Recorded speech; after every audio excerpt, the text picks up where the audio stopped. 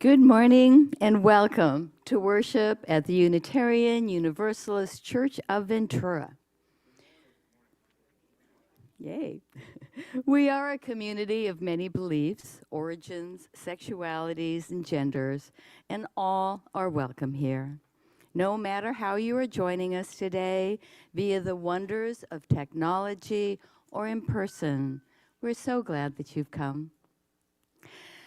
Thank you for everyone in the masking only section to continue to keep that a masking only section for those who prefer masks. It's a wonderful thing that we do. Yay. I am Worship Associate Celia Ortenberg, and I am joined today by Worship Associate Xenia Young. Our minister, the Reverend Dana Worsnop, is out of the pulpit today. I believe she's back next week. But today we are so pleased to welcome our own Evan Austin to the pulpit. Yay! For any of you who may not know, Evan is a 17-year member of our church. He's a father of 4, a writer, a musician, and a professional piano tuner technician. He's sung and acted on stage. He's taught RE kids how to be Jedi. He's a member of the Los Simpaticos men's group here at the church. All that, and he's still trying to figure out who the heck he is. Sound familiar? He'll speak to us today on Zen and the art of piano maintenance. And we are thrilled to have you with us today, Evan. We have a few announcements. Ventura Pride is going to be on August 17th from noon to 6 p.m. at the Ventura Plaza Park. So we're seeking someone to coordinate our participation and communicate with the volunteers from the Chalice congregation. Please contact Jim or Kitty Merrill to pitch in if you can do that. And speaking of pitching in, Ruth Owens needs some help with the annual auction. It's always such a great event. If you want to be part of that, please let Ruth know.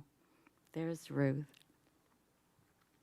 Also, we are thrilled to invite you to the letter writing party that you will see going on at Berg Hall after the service for You the Vote, to help get people to vote in communities where they might not always be doing that. So write a letter or two today and take a packet home to get these critical voters to the polls in November. It's so important. The exhibit in the Green Room Gallery has changed up. After the service, you are all welcome to view the many creative works from our congregation. This time, we have a very special exhibit of some of the paintings by Jenny Snyder, who is the former artist in residence in our church when we met up on the Terry House up on the hill. We hope that you can stop by. Remember, you can find all about this and so much more in the weekly email message UUVC this week. Remember to read it all. Now, enter with me the sacred space. Bring with you what is yours, a burdened heart, a joyous song, a wearied spirit, a seeking mind. Bring the gift of yourself to the altar. It is an honorable gift. Let us enter sacred space.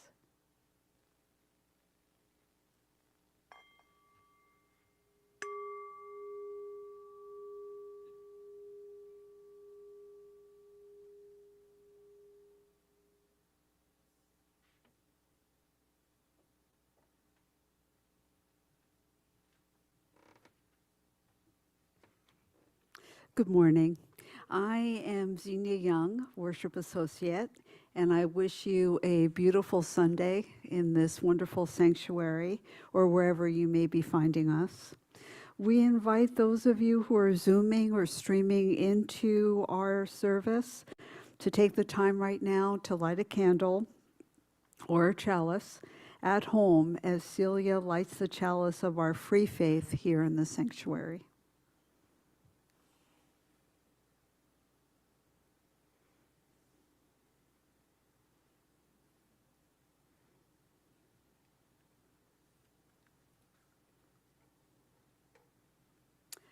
Come, let us worship together.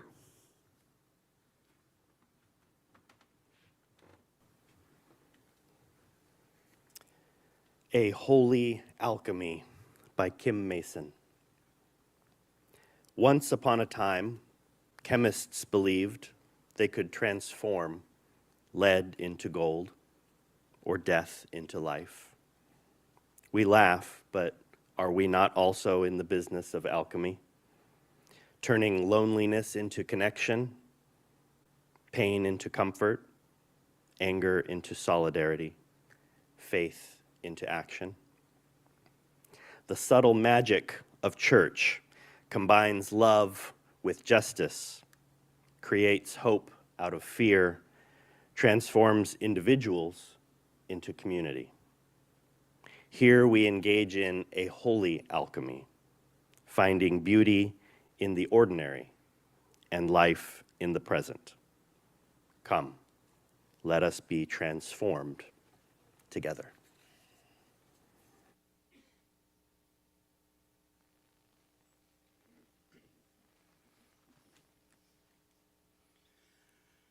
Good morning, everybody.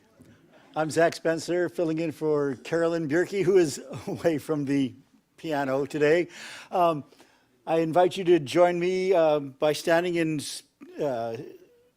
physically or in spirit. We'll be singing number 361, Enter, Rejoice, and Come In.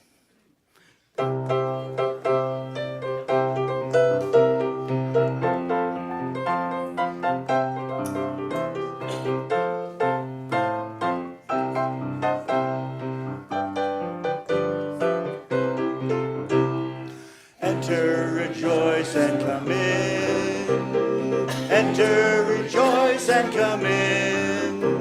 Today will be a joyful day. Enter, rejoice, and come in. Open your ears to the song. Open your ears to the song. Today will be a joyful day. Enter, rejoice, and come in. Open your hearts, everyone. Open your hearts, everyone. Today will be a joyful day. Enter, rejoice, and come in. Don't be afraid of some change.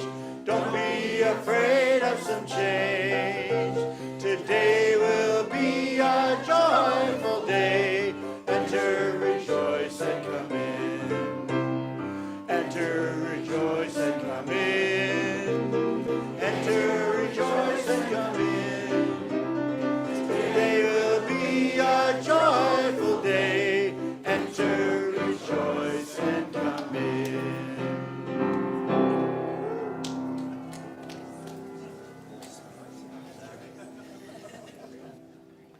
My name is Lily Rappaport. I'm the Director of Family Ministry, and I'm going to call all those young or young at heart to come join me up in front for the story.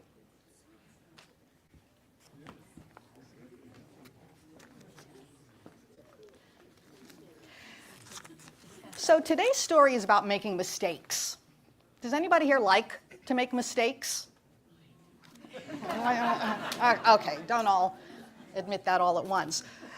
The story is called The Girl Who Never Made Mistakes, written by Mark Pett and Gary Rubenstein, illustrated by Mark Pett. For Beatrice Bottomwell, Friday began like any other day. She matched her socks, and of course she put on her shoes on the proper feet. She remembered to feed her hamster, Humbert, his favorite food, broccoli, and when she made a sandwich for her brother Carl's lunch, she used exactly the same amount of peanut butter as jelly. When she stepped outside to greet her fans, she didn't forget to say, "Good morning," and "Thank you." They asked if she made her bed. She had. They asked if she forgot to do her math homework. Nope. What about tonight's talent show, they asked. I'm ready, said Beatrice with a smile. After all, her juggling act had won 3 years in a row. Most people in town didn't even know Beatrice's name. They just called her the girl who never makes mistakes. Because for as long as anyone could remember, she never did. Well, unlike Beatrice, Carl made lots of mistakes. He ate his crayons and drew on his green banana. He drew with his green beans. He danced with his hands and played the piano with his feet. Carl loved to make mistakes. At school, Beatrice was on the cooking team with her 2 best friends, Millie and Sarah. To make their giant rhubarb muffins, they needed 4 eggs. Beatrice went to the refrigerator and carefully chose the biggest, eggiest eggs that she could find. But on her way back, her legs slipped out from under her and the eggs went flying, and Beatrice was about to make her first mistake. But she didn't. That was close, thought Beatrice. Sorry, Beatrice, I dropped a piece of rhubarb. That's what her friend said. Don't mention it, Millie. For the rest of the school day, Beatrice could not stop thinking about her almost mistake. After supper, Beatrice got ready for the talent show, and she woke up Humbert from his nap.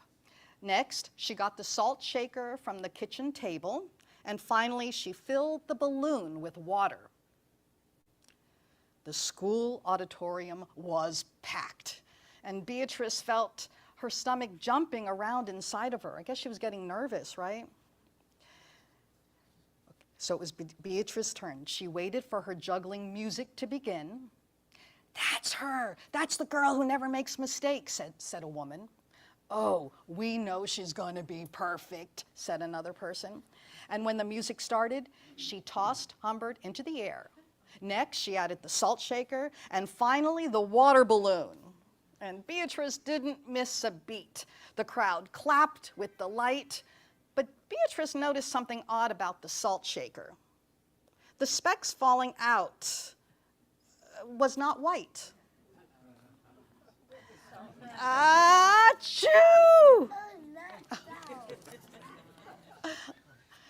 Humbert was so surprised by his sneeze that he grabbed the water balloon with his claws. Kablooey! Humbert, pieces of water balloon, and the salt rained down on Beatrice. And for the first time in a long time, as anyone could remember, Beatrice made a mistake. And it was a big one. The music stopped, and Beatrice didn't know what to do. Cry? Run off the stage? And the crowd sat stunned. They couldn't believe that the girl who never made mistakes made a mistake. Beatrice looked up at Humbert. He looked back at her, and his hamster hair was soaked and speckled with bits of balloon, and Beatrice let out a giggle. The giggle grew into a chuckle, and the chuckle became a laugh.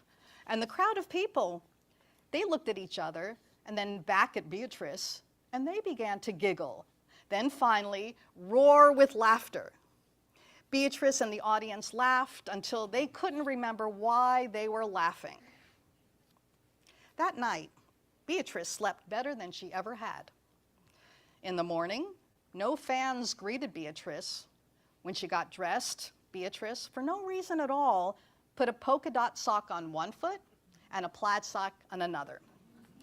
Beatrice and Carl made sandwiches. This time, they put the peanut butter and jelly on the outside. They called it an inside-out PB&J sandwich. Lunch was messy and delicious. Later, Beatrice found Millie and Sarah skating in the park. They fell a lot and laughed. Now people no longer call her the girl who never makes mistakes. They just call her Beatrice. So here's to making mistakes. May we welcome them and enjoy them. And now we're going to form a bridge in the middle aisle here, and we will sing the children to their classes.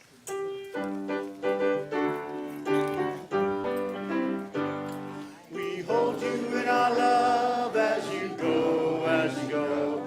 May your heart be at peace as you go.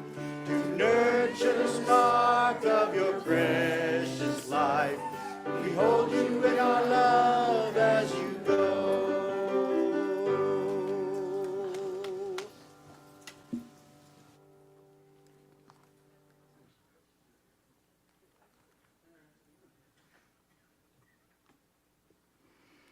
Making mistakes. We all do that, don't we? It's a good thing. Each Sunday, this congregation gives away our collection to an organization in the larger community or to funds to help people in our own church. Those at home have two ways to give. Through the link posted on the chat or by texting your phone at 844-901-1779. Folks who are present in the sanctuary can text to give or call, or you can still write a check or give cash and then drop it in the basket at the end of the sanctuary after the service. Our offering today goes to the The Vote effort to get carefully targeted voters in swing states to vote this November. As you'll see, if you join our letter writing party in Berg Hall after the service today, we are preparing letters. I'm sorry, I got lost here. We're preparing letters that we can mail in October to young, like-minded registered voters in swing states who have not voted in recent elections. Each letter includes a personal, heartfelt, handwritten message from one of us telling why we vote. The letter also gives them all of the critical information that they need about ways and places and dates and times that they can vote in their state and in their community. Those who, data from the UU Vote efforts in the last election showed an increase in voting among voters who received letters like ours. We purchased a little over $850 in stamps before the prices went up. That's enough to mail 1,500 letters. Each of us, we hope to give the recipient the push that they need in this very consequential election. Of course, we hope that together we can prepare and mail far more letters than that. So thanks for helping with this effort by preparing letters and donating today. And thank you for giving generously, as you always do. This is so important. Thank you.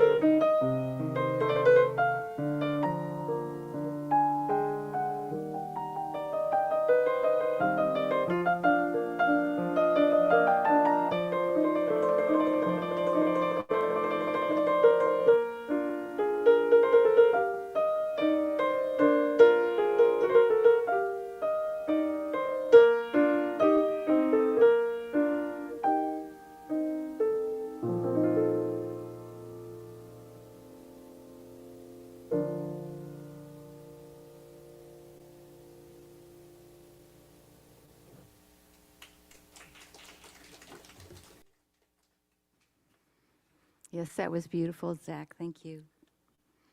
We are so grateful for the generosity of this congregation, which helps weave that tapestry of love that we call community.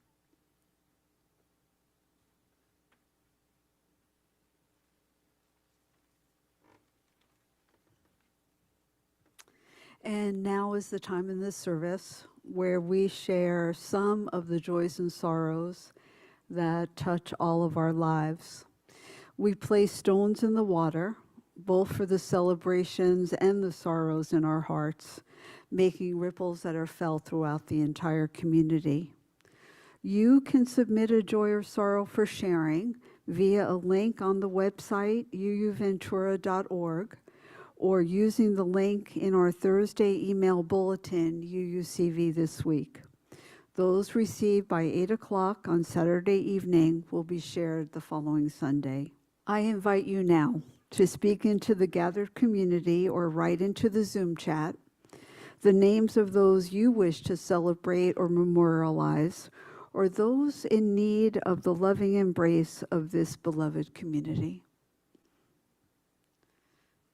Bob, Paula, Jack, Bill, Lee.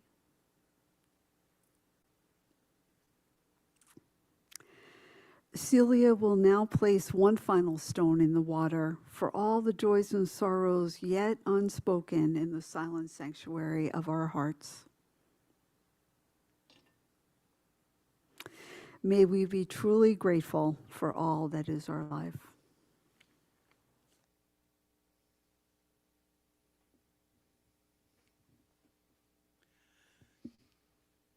Today, our meditation hymn is somewhat familiar, unfamiliar to a lot of you. It's number 289, Creative Love, Our Thanks We Give. I'll play the whole thing once all the way through, and then I invite all of you to sing loudly and make as many mistakes as you possibly can.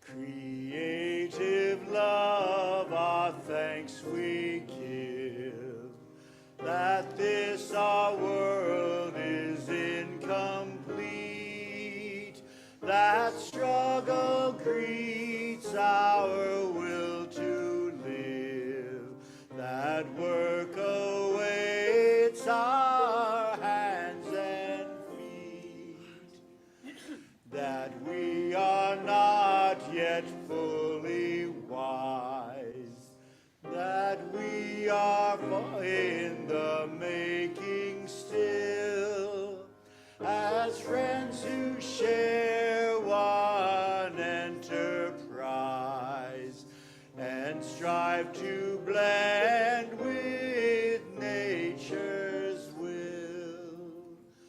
What though the future long delay, and still with faults we daily cope, it gives us that for which to pray, a field for toil and faith and hope. Since what we choose is what we are, and what we love we yet shall be, the goal may ever shine afar, the will to reach it makes us free.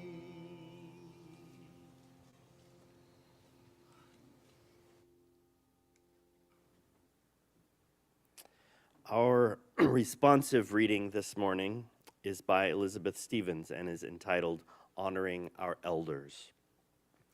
And I chose this reading because in the world of piano technology, most of the knowledge and tools are still passed from person to person in a mentor-apprentice relationship.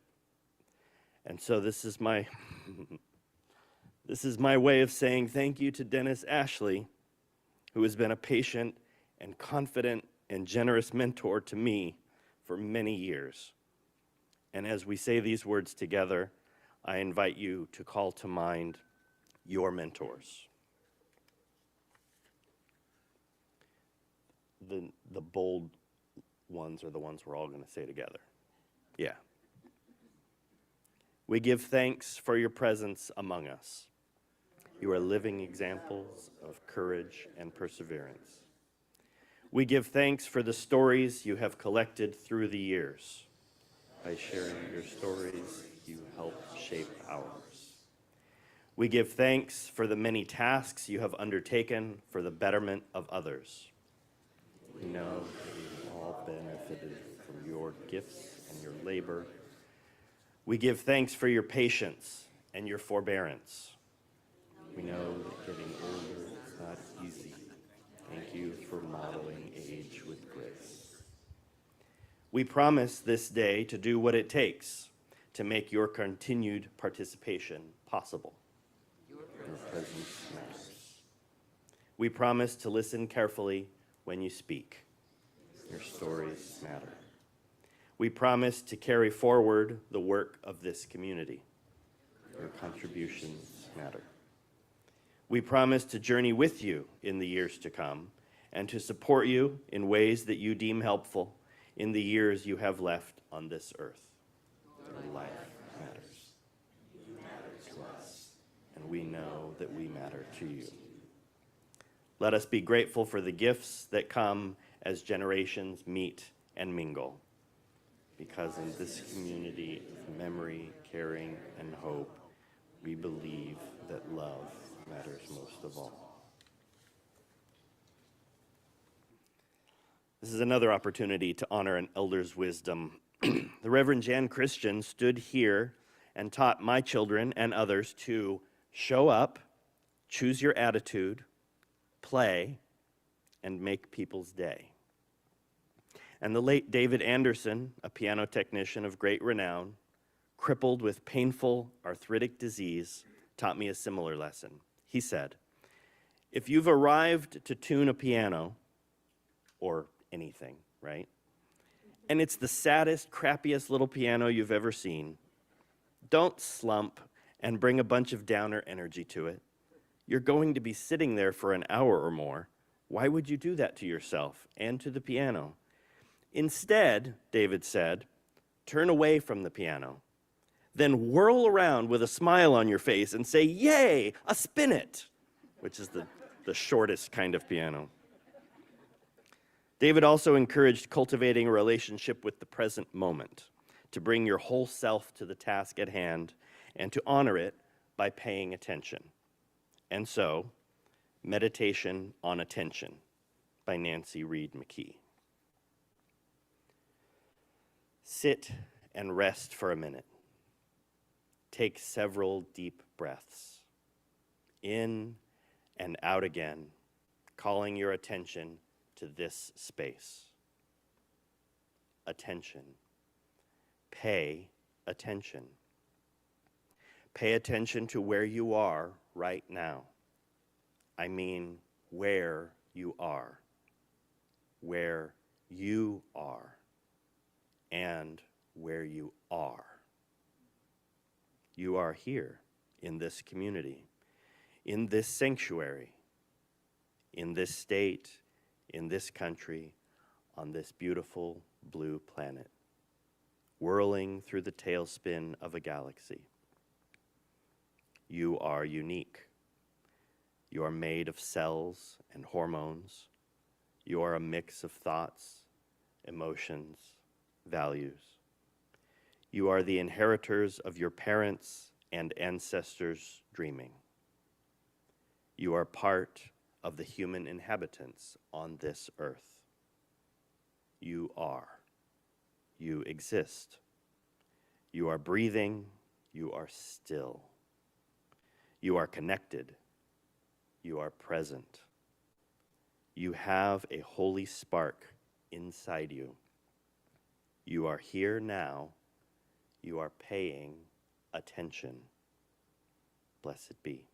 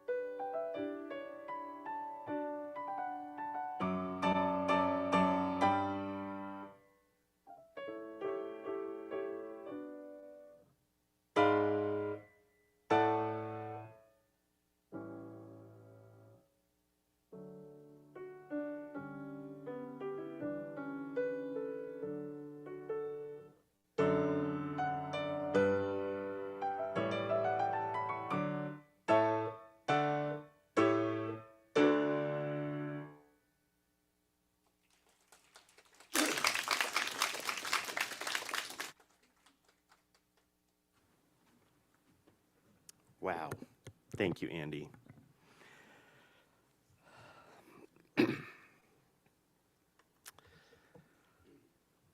Has anyone here ever, show of hands, written a poem? Oh. And how many of you consider yourselves a poet? How about hands up if you've ever played soccer? Oh, quite a bit. And are you a soccer player? Not so much. Okay, an easy one. How many of you have ever driven a car? Hey, are you a driver?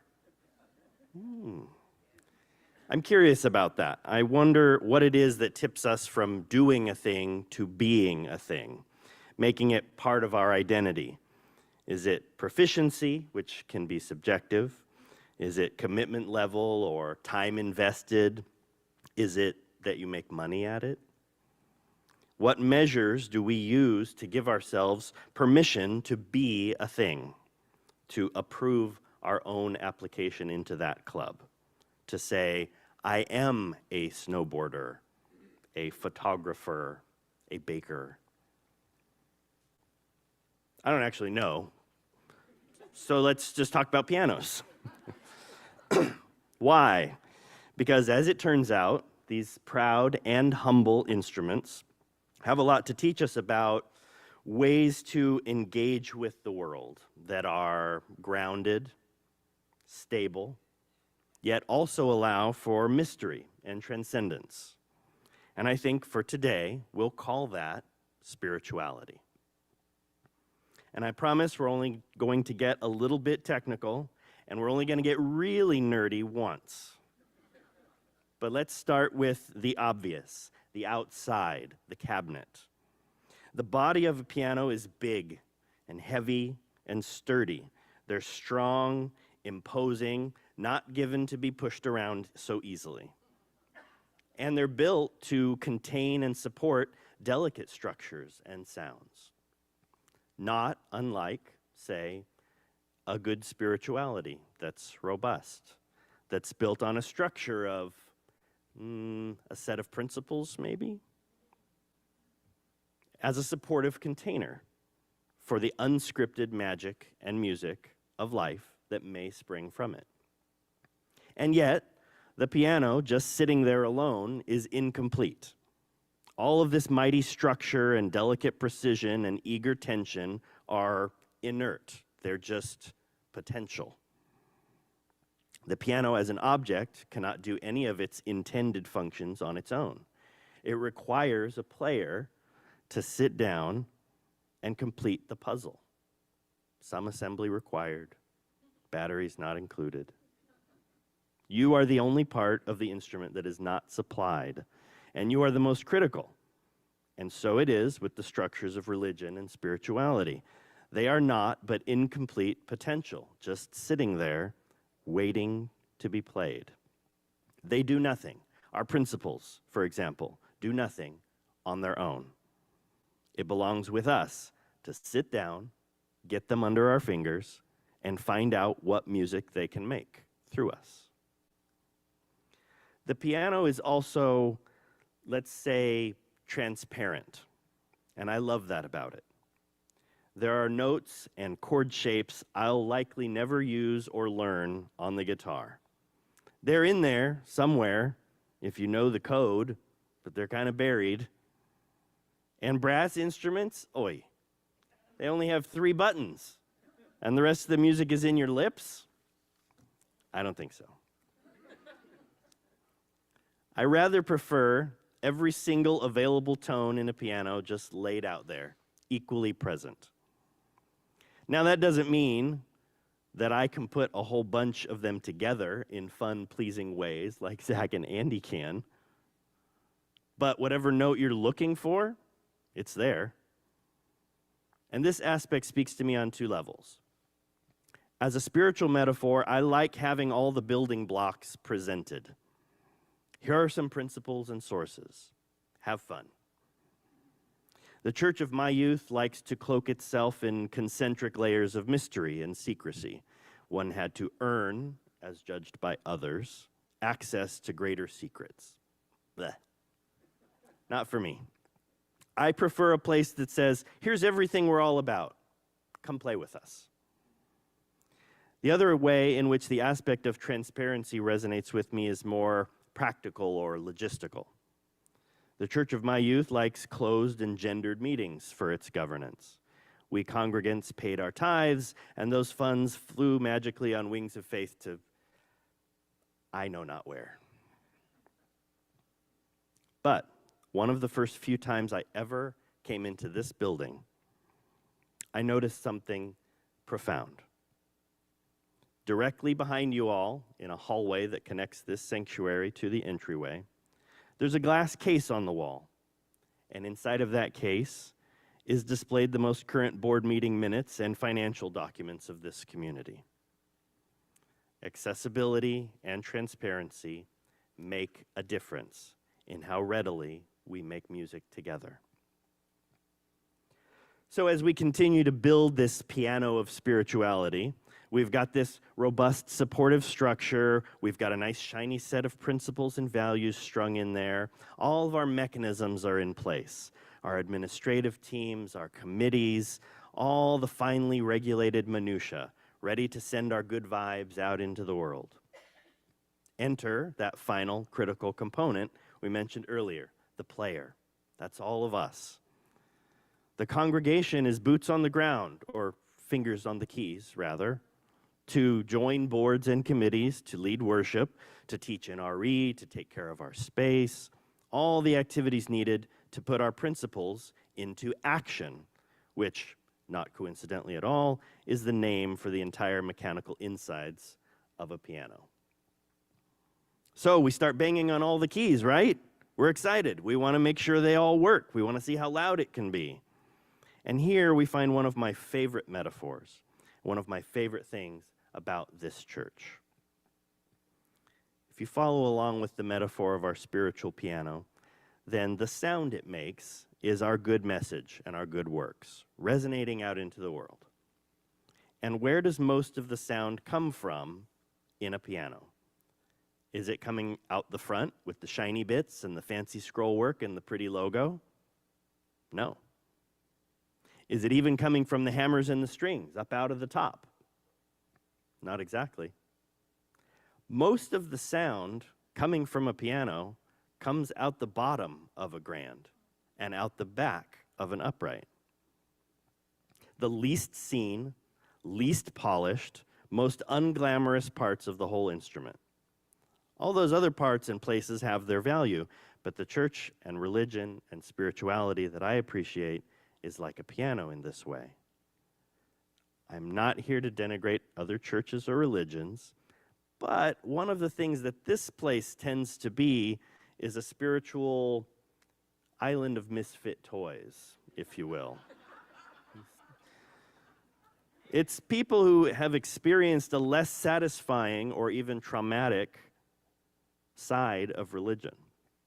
And we're here for a deeper, different experience. We've been to the Church of the Holy Trumpet, where the message is loud and brassy and in your face, with apologies to Neil. Nothing wrong with trumpets, I'm just building a metaphor here. Or maybe the Temple of the PSO, the piano-shaped object. This is an organization that no longer makes music. Its mechanisms are disabled. The values have gone to rust. Curiously, it may even look good on the outside, but the man there said the music wouldn't play. No, the spirituality, the church structure that we're after is a functional and well-maintained instrument. Yeah, maybe the ceilings are a little low and the entryway looks like an insurance office. But she's got it where it counts. And that's community-changing social justice work without self-congratulatory glitz and fanfare, just like the piano music comes out the humble and unseen back and bottom. In a piano, we put tension on the strings, which are sized and arranged to accept certain tension, so that the resulting vibrations make an audible pitch that's within a range we want. And in many ways, a piano is a living thing. or at least an elemental entity. It's made of wood and metal of the earth, liquid chemicals and glues from animals and the realm of water, cast iron and extruded steel and brass, all forged in fire, and vibrating air that carries the sound to us. And it breathes. The single biggest influence for a piano to stay in or go out of tune is changes in humidity. Wood swells up, piano goes sharp. Wood dries out and relaxes, piano goes flat, which is job security for me. But what does this mean for our piano of spirituality? It means in part that we are responsive to and adjust with the changing seasons of the world around us. We're not replacing the strings, our principles and values, but we're making little adjustments as the community grows and the world changes. Because it's not going to stay the same. So attempting to build or hold on to something unchanging is folly. But I think there's an even richer analogy for this if we tweak our metaphor just a little bit. If instead of our building or our organizational structure or even our spirituality, if we ourselves are the spiritual piano, then we can say it like this. The uncontrolled and uncontrollable forces of nature are going to make us swell up at times and relax in others. And this cycle of pride, of casual comfort, of fervor, of boredom, can cause us to drift away from our proper pitch. We are going, each of us, inevitably, to go out of tune.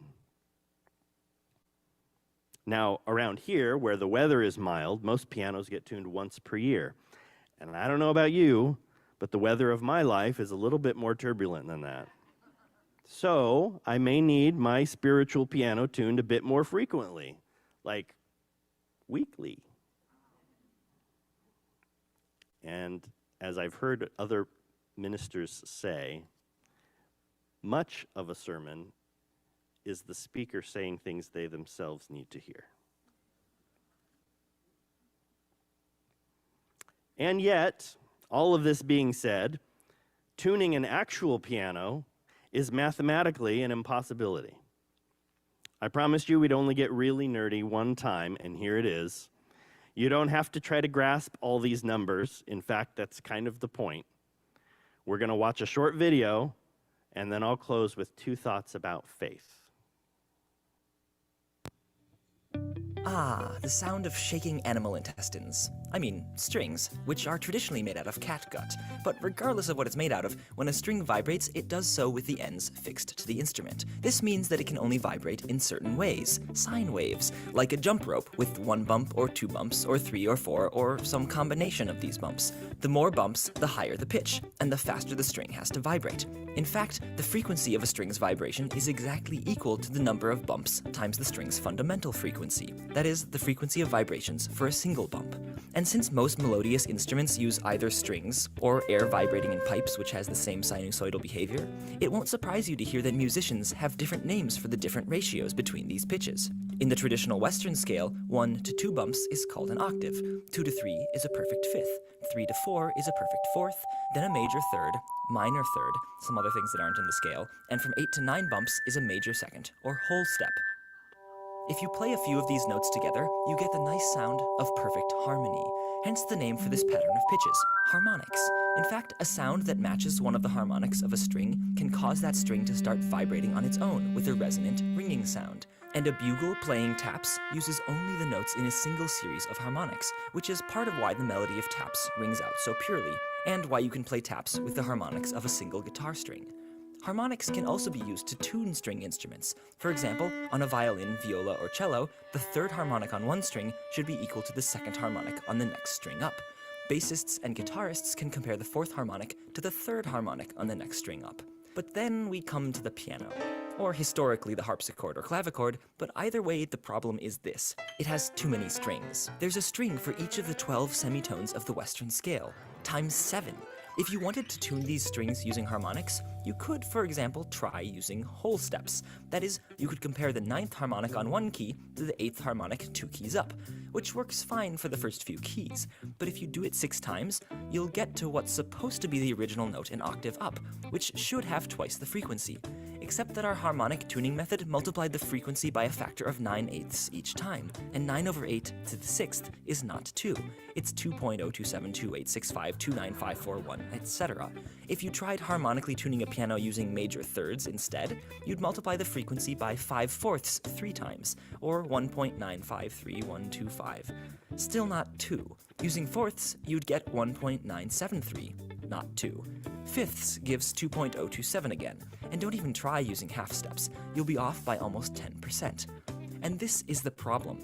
It's mathematically impossible to tune a piano consistently across all keys using perfect, beautiful harmonics. So we don't. Most pianos these days use what's called equal-tempered tuning, where the frequency of each key is the 12th root of 2 times the frequency of the key below it. The 12th root of 2 is an irrational number, something you'd never get using the simple ratios of harmonic tuning. But its benefit is that once you go up 12 keys, you end up with exactly the 12th root of 2 to the 12th, or twice the frequency. A perfect octave. However, the octave is the only perfect interval on an equally tuned piano. Fifths are slightly flat, fourths are slightly sharp, major thirds are sharp, minor thirds are flat, and so on. You can hear a kind of wah wah wah wah wah effect in this equal-tempered chord, which goes away using harmonic tuning. But if you tune an instrument using the 12th root of 2, as most pianos, digital tuners, and computer instruments are, you can play any song in any key, and they will all be equally and just slightly out of tune. This Minute Physics video is brought to you in part by Audible.com, the leading provider of audiobooks across all... Ah! What a barbaric and ghastly and magical and wonderful endeavor. And our spirituality metaphor is clear. Nothing is truly perfect. It's as close as we can get, and that's a worthwhile thing to strive for, but ultimately, we have to let go and have a little faith in ourselves and in each other that we can still make beautiful music, even though we are each of us littered with failures and inconsistencies. There's one other way that the piano demonstrates the concept of faith, of letting go and trusting that all the parts we can control, that we can craft to our finest ability, that we can put in harmonious relationship with each other, are working together to drive us to a common and beautiful goal. And that's found in the wooden engine called the action. See, the major advancement that made the pianoforte, which means soft loud and is its formal legal name, a unique instrument and an advancement over its predecessor, the harpsichord, is called escapement and repetition. In a harpsichord, when you push down on a key, a plectrum comes up and plucks the string. One volume, no matter how hard or soft you push. But the pianoforte can play softly or loudly, because the mechanism that drives the hammer toward the string resets itself before that motion is even complete, so that each note is ready to be played again sooner and faster. In order to achieve this, and bear in mind that the soft loud and this escapement repetition mechanism were invented in the early 1700s, there's a moment of time and space where the throw of the hammer toward the strings, where neither the pianist nor the action mechanism are in control. In that moment, the repetition has fallen away to reset itself for the next blow, if there is one, and for a couple of glorious, terrifying millimeters, everything we've worked for, have set up so carefully, is loosed skyward against gravity, on wings of calculated faith that it will strike where intended and ring true. And it does. So why Are we using something as random as pianos to illustrate and underscore spiritual principles? Because we can? Because it's fun and keeps us interested? Actually, it goes back to where we started, pondering the difference or the tipping point from doing a thing to being a thing. And I'll use poetry as an example because that works for me. I do write poetry, and I consider myself a poet less for the words I write down and more for the ways that that identity encourages me to see the world. I could say that poetry is a lifestyle, not a product. Similarly, once we choose to take on spirituality as a lifestyle, as an identity, to move from I go to church to I am a spiritually engaged and practicing person, it allows us to interact with and observe the world in a deeper way. It even demands that we find and reinforce our identity and experience in everyday interactions. It makes it fun and interesting and meaningful to find spirituality in flowers or the ocean or superhero movies or pianos. May it be so.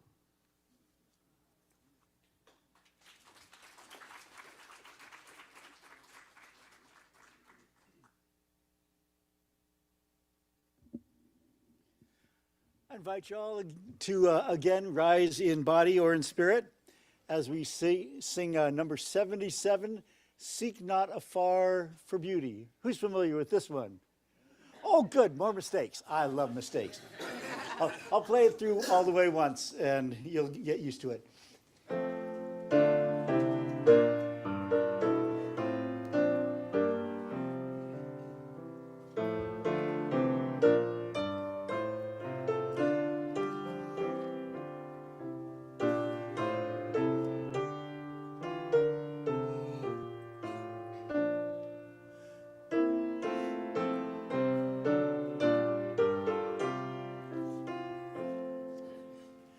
Seek not afar for beauty, lo, it glows in dewed grasses all about your feet, in birds and sunshine, childish faces sweet, in stars and mountain summits topped with snows. Go not abroad for happiness, behold, it is a flower blooming at your door. Bring love and laughter home and evermore. Joy shall be yours as changing years unfold. In wonder workings or some bush aflame, we look for truth and fancy it concealed. But in earth's common things it stands revealed, while grass and flowers and changing years spell out the name. I made a little mistake. That's okay.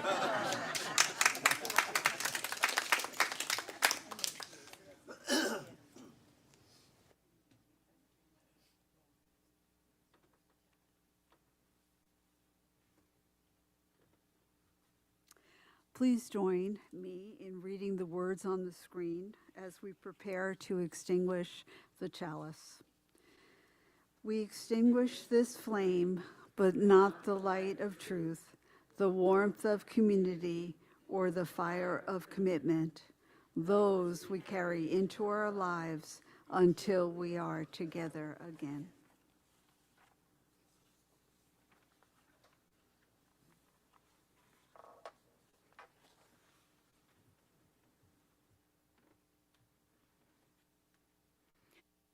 Here. All of you here in the sanctuary today are invited after the service for coffee and conversation and bagels right through the double doors into Berg Hall, our community room. Also, visitors and guests are enthusiastically invited to stop by the popular connecting table, again through the double doors, and stop for a chat. Nearby is the welcome table where a welcome team member will answer questions about our church and our denomination. Remember that you can join the UU the Vote letter writing team. You can talk to Kitty or Jim about helping out with the Ventura Pride Fair, or you can help Ruth Owens, offer to help her with the auction, or visit the Green Room Gallery. And of course, you are invited to put checks or money for our offering in the basket or the box at the end of the sanctuary.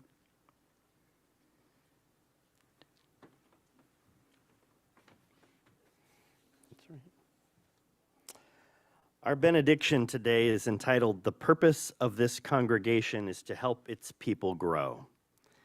But I couldn't resist one last object lesson and kind of a cautionary tale. Zach, could you play for us, please, the highest D? Is there anything objectionable about that note? Give it to us a few times. That sounds pretty clean, right? There are 3 strings in that note, and they're all playing nicely with each other, speaking in one voice, if you will. If that was the only note we ever heard, we might feel really satisfied. Could you give us maybe the D and then its lower octave together? Give them to us at once. You hear it kind of warbling like this a little bit? Yeah, that higher D is really flat. I came in last night and tuned the piano, and I left it that way on purpose, with apologies for sabotaging Zach and Andy. I mentioned earlier that some people come here with religious trauma, and the caution here is that it's possible for a note to sound beautiful and still be wrong. It's possible to hear the same wrong note so consistently for so long that it sounds right. This is a caution against relying on a single source for guidance or wisdom. Play some other notes and see if what you're hearing is still good music. And so, the words of Eric Walker Wickstrom. If you are who you were, and if the person next to you is who they were, and none of us has changed since the day we came in here, we have failed. The purpose of this community, of any church, temple, zendo, mosque, is to help its people grow. We do this through encounters with the unknown in ourselves and in one another, in the other, whoever that might be for us, however hard that might be. Because these encounters have many gifts to offer. So may you go forth from here this morning, not who you were, but who you could be. So may we all.